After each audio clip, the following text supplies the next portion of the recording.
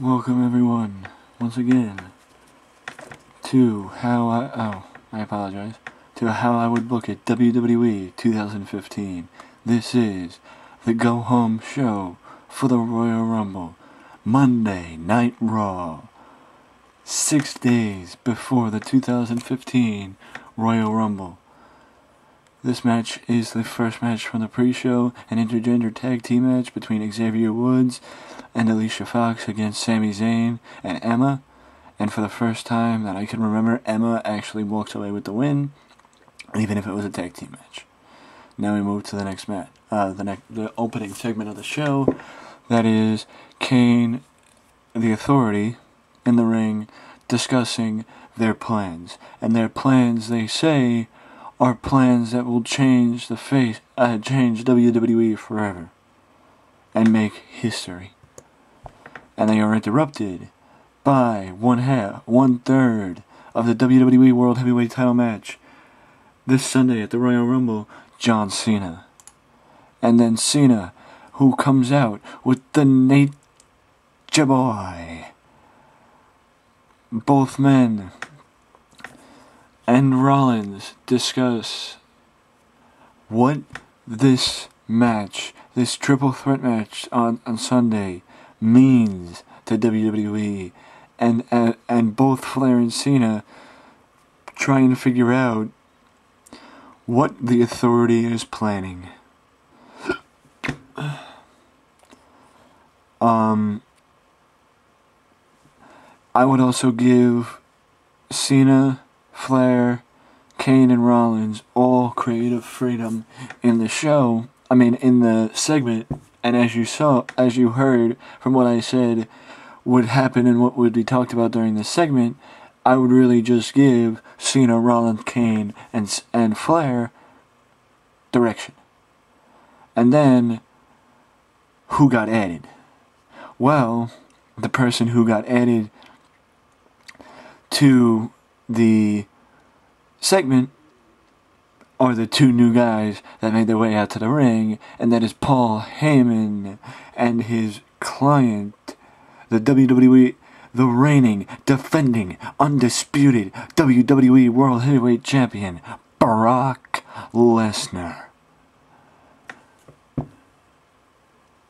And Paul Heyman relives the history that Brock has with Cena when Brock destroyed Cena at SummerSlam to win the WWE World Heavyweight title, and when Brock destroyed Ric Flair back in 2002 when Brock first debuted with the WWE. And though Seth Rollins might think he's the undisputed future of the WWE, he is just fresh blood, a new head that Brock Lesnar can hang on his mantle. All three men, including Brock, though spoken by Paul Heyman, put over this match as one of the biggest matches in recent memory. As you can tell, you might recognize two people in the ring right now, or on the screen right now. Those two people on the screen are Mosh and Thresher, former WWE World Tag Team Champions, the Headbangers. And you might wonder to yourself, it's 2015 and the Headbangers are on Raw? What? Well, go back. I said the main reason why Mark Henry and D'Lo Brown broke in to a feud with the Dust Brothers is because they got the idea to reunite from the Outlaws reuniting early in 2015 or 2014.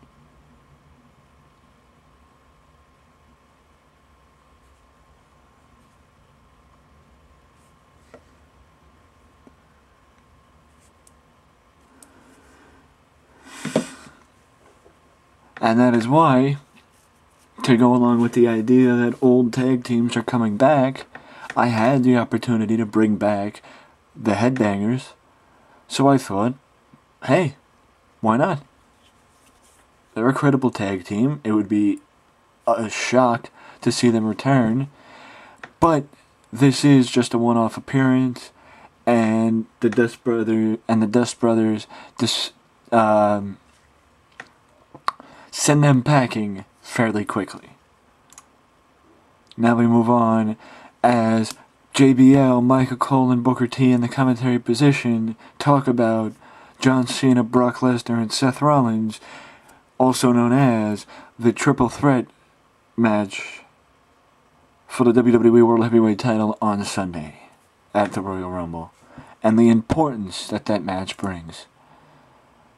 And then the announcers also put over the fact that this Friday night on SmackDown, that this Sunday we will see Mr. Vince McMahon in living color make his return to the WWE for the first time since a few weeks before Survivor Series, when he announced the stipulation that if the Authority's team lost, that the Authority would be out of power. Now we move on as Lana and Rusev continue their defacing of America, as Lana says that Rusev is running out of challenges. Rusev has sent back every challenge that the United States has been able to send her way.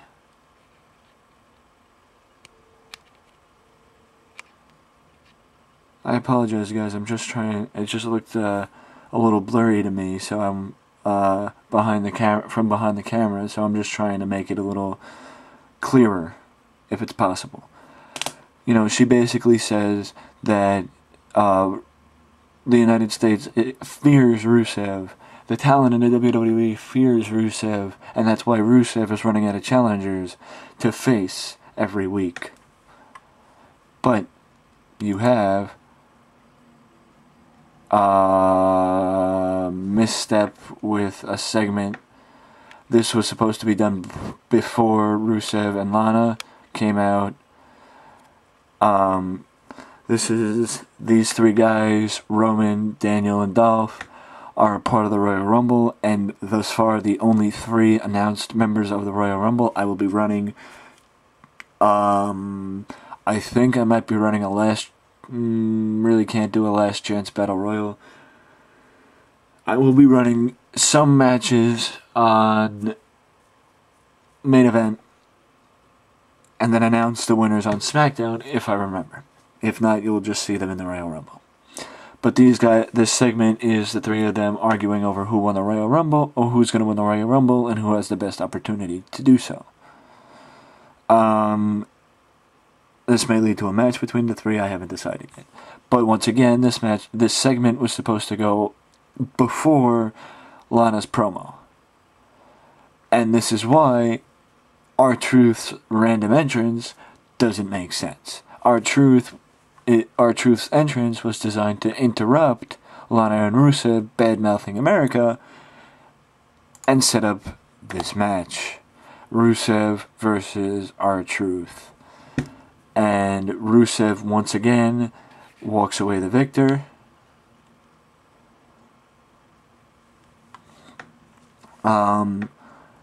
But continues the beatdown on R-Truth following the match, much to the chagrin of the fans. But from out of nowhere, this happens. Ryback runs out to make the save on Rusev, stopping Rusev from being from attacking R-Truth. What I just did with the screen you just saw pop up is I officially turned Ryback face, meaning he's a good guy now. That's actually not as blurry as it was, so I'm just going to keep it there and stop the zooming in and zooming out. This will set up a match in the near future between Ryback and Rusev, but I don't know where it'll go. I don't see... even if I have, say, a month feud between Rusev and Ryback, and Rusev dominates Ryback, that does not mean that I'm burying Ryback. That does not mean that I hate Ryback. That does not mean backstage that he did something politically wrong. I don't believe in backstage politics. Are they very prevalent in WWE? Yes. But do I believe in them? No. Do I not like Ryback? I think he has talent, but I don't know. Is this my way of saying he's going to get dominated? Possibly yes. Possibly yes. But that does not mean he's getting buried. That just means that his job for this feud was to be fed to Rusev, to make Rusev look even more dominant and make it seem like nobody can beat the Russian super athlete. Even if it means feeding him somebody who could be a credible giant. All I would have to do following that, if I want to use Ryback in a credible role, push Ryback again. Rebuild Ryback's monster idea, you know. The next match is Dolph Ziggler against Justin Gabriel. See, a couple weeks ago, I had Dolph Ziggler and Daniel Bryan main event in what was a very disappointing match. The reason why Dolph is facing Justin Gabriel now is for that exact reason. I wanted to put Dolph against somebody who I thought would be able to have a good match with Dolph, and also see Dolph redeem himself from a lackluster match a couple weeks ago against Daniel Bryan. Now we go to a traditional Bray Wyatt segment where Bray is in the ring by himself. Where Bray is in the ring by himself and he cuts a promo. This promo is totally and utterly centered around him versus Dean Ambrose this Sunday. But this promo is where he challenges Ambrose to a special match. A match that would test the will and test the pain levels that both men can endure. A match that the only way to win is to get your opponent to say 5 little letters. I quit. Bray challenges Ambrose to an I quit match. And then we go backstage. Nikki Bella cuts a promo on AJ. And this promo is interviewed backstage about her match against AJ this Sunday night at the Royal Rumble. And basically this promo sorry if you couldn't hear me, this promo echoes a similar style that we've seen from Nikki throughout this entire feud, and that is basically saying her and Brie are what a diva is supposed to be, and look how a diva is supposed to look, and act how a diva is supposed to act, but AJ and Paige are just plain freaks and don't belong as the face of the Divas division. And this Sunday, Nikki will prove it. Now you move to this match, a very disappointing match between Brie and Summer. And it makes it hard for me to believe that giving Divas a chance in this aspect is the right thing to do. I have nothing else to say about this match. Backstage, you have Miz and Mizdow. Well, really Miz in the ring, bad-mouthing Cesaro and taunting Cesaro and saying that he only won because of mistakes from his idiot personal assistant. He did not really beat Miz. Excuse me. I misspoke. Cesaro has never beaten The Miz. He's only beaten his idiot personal assistant, and that's why Miz is the leader and Mizdow is the personal assistant. He does not let Mizdow get in any shots. He doesn't even allow Mizdow to get in the ring. Let's put it that way. He tells Mizdow Miz is the more important, and how he keeps Mizdow out of the shots is the hard camera side. He tells Mizdow to wait on stage, and Miz goes to the ring. So the camera isn't focused on Mizdow. And Miz has the spotlight all to himself, and the people hate it, because they love Mizdow. Ryback explains his actions as to why he stood up for R-Truth, and, basically helped save R-Truth from further injury, and Ryback basically says that that a year ago he said that he doesn't like bullies, or 6 months ago or whenever the heck it was, he said he didn't like bullies, and what Rusev was doing was bullying R-Truth. That's why he stood up for R-Truth, because he's standing up against the bully that Rusev is. And he's gonna, he taps into the old, the old expression of, why don't you pick on somebody your own size? And that's how he ends the Battle of the Giants. We move on to the next match. A 6-man tag team match. You might ask, okay, what was this tag team match for? This tag team match was basically to get my mid-card used on the show. Because the mid-card never really gets in a important role on the show. Oh, crap. Sorry, I didn't realize that the camera moved. You see the Usos with Jack Swagger, against Wade Barrett, Fandango, and Curtis Axel. I love the match because it actually did pretty surprisingly good, and this match pretty much was just to get the guys on the show. It was, to prove it was to show off the talent that these guys have, because I believe in, okay, fine, not every match has a reason why it's happening, but the reason, maybe not in the fans' eyes, but in my eyes, is to get the people TV time, to give them the opportunity to show what they can do. Is 7 minutes enough for 6 people to show what they can do? No. But is all they can do, I mean. But is 7 minutes enough for people to show enough? The 69 rating says, Now we move on. A lackluster promo. I blame Byron, because the interviews have been getting better, with Jerry Lawler being the interviewer. But Goldust and Stardust,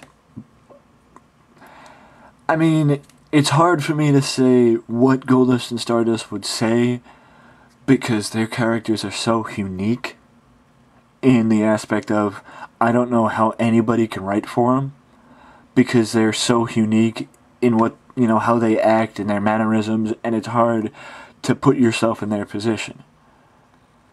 And I know you say, well, a good writer would be able to put themselves in anybody's position. But I guess all I would say is they hype up, their match against Mark Henry and D'Lo.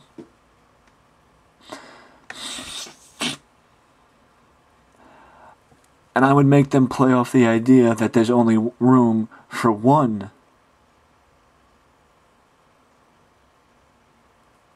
I was going to say I'd make them play off the idea for, doesn't matter.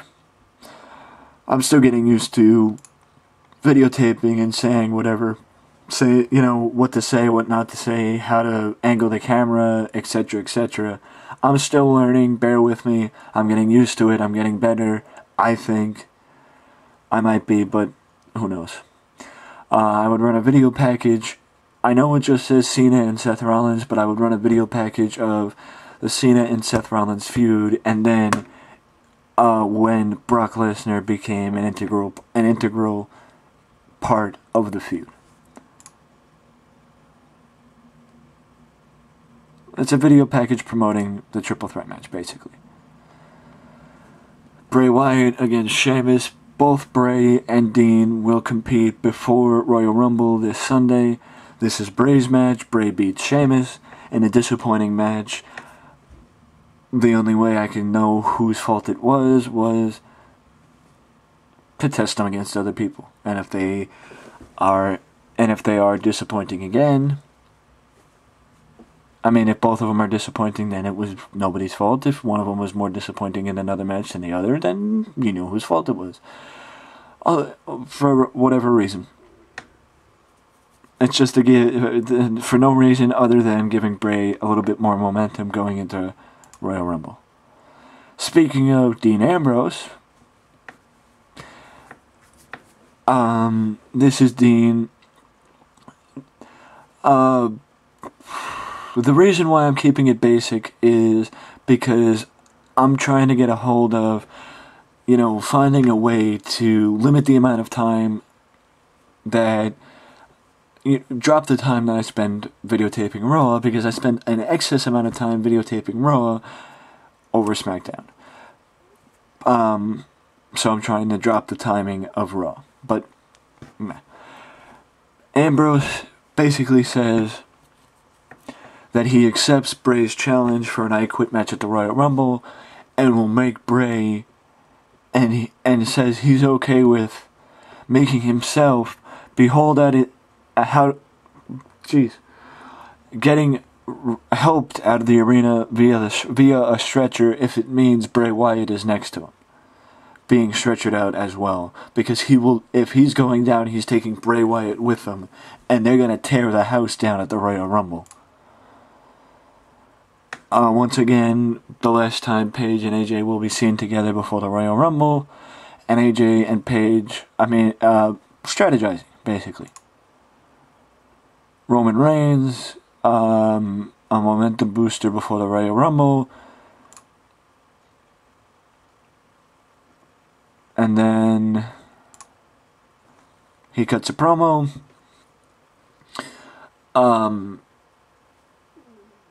Basically a similar promo to what he did a couple weeks ago when he entered the Royal Rumble, saying that, nobody's more dominant than him. Nobody's been more dominant than him since he's came back, and he's going into the Royal Rumble. This is what I wanted to say. Last year, he made history and eliminated more people in the Royal Rumble match than anybody. But he came that close. He came so close to winning. But he came up short.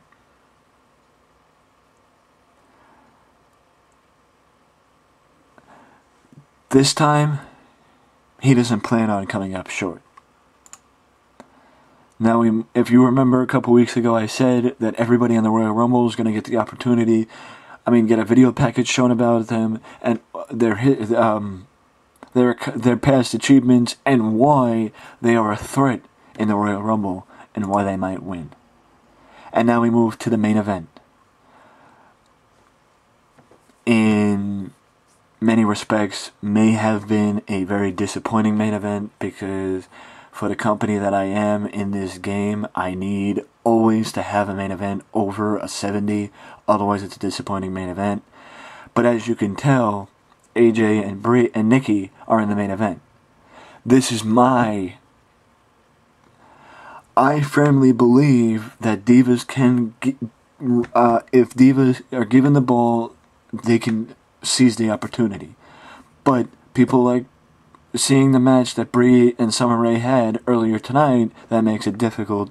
Seeing the match that AJ and Nikki were a part of later tonight in the main event, this was the main event, though probably would have been better, no offense to the divas, probably would have been better if Nikki and AJ weren't in the match. still. And now we move to the final segment, the go-home show, where you see an 82 rating for a face-off between these two men. I am very sorry. For some reason my camera keeps tilting and moving uncontrollably, because it's not on a flat surface. Next time I videotape, I will make sure to put it on a flat surface, and let's see what the overall rating was. For the first time, I actually lost more support on this show than I gained. If you can see below, 14, I gained in 14 regions and I lost popularity in 16 regions.